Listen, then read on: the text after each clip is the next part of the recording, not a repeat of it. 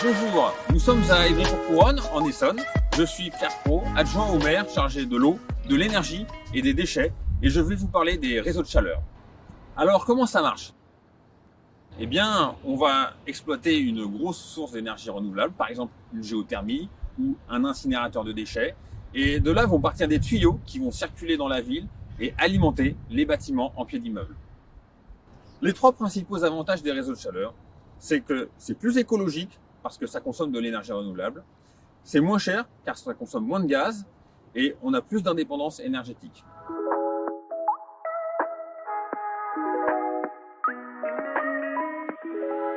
Je suis Henri Austin, je suis président du conseil syndical de cette résidence, La Futée, au Parc Aubiche et Évry.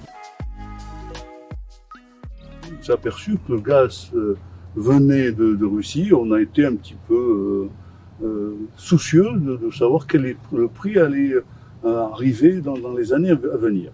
Il nous a été proposé, on a entendu parler de géothermie, et donc une proposition de se raccorder au chauffage urbain, qui fait que, évidemment, on a adhéré pratiquement unanimement à cette connexion.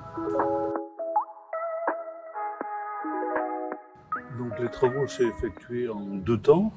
D'abord des travaux extérieurs pour faire passer les deux canalisations d'arrivée d'eau chaude et de retour, et des travaux en chaufferie vraiment très simples, puisqu'il s'agit de démonter une chaudière et d'installer un énorme échangeur à la place, sans rien toucher au réseau secondaire, au réseau de la copropriété.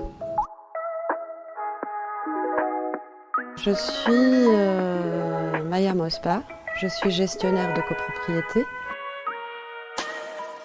Alors, avec un chauffage urbain, ça représente une opportunité pour les copropriétés, parce que on réalise, dans mon cas pour cette résidence précisément, on réalise une économie d'environ 23,64%.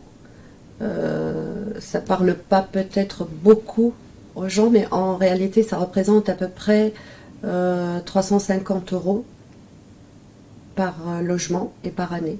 C'est en même temps une solution beaucoup plus respectueuse pour l'environnement, puisque il y aura réduction de l'empreinte carbone de à peu près plus de 55%. C'est énorme.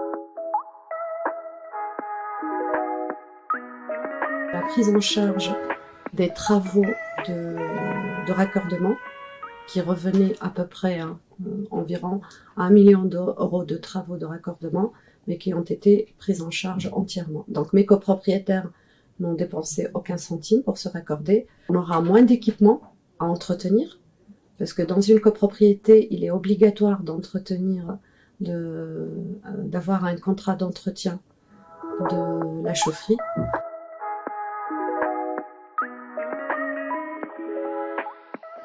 France Chaleur Urbaine vous permet de savoir instantanément si votre bâtiment est raccordable ou pas.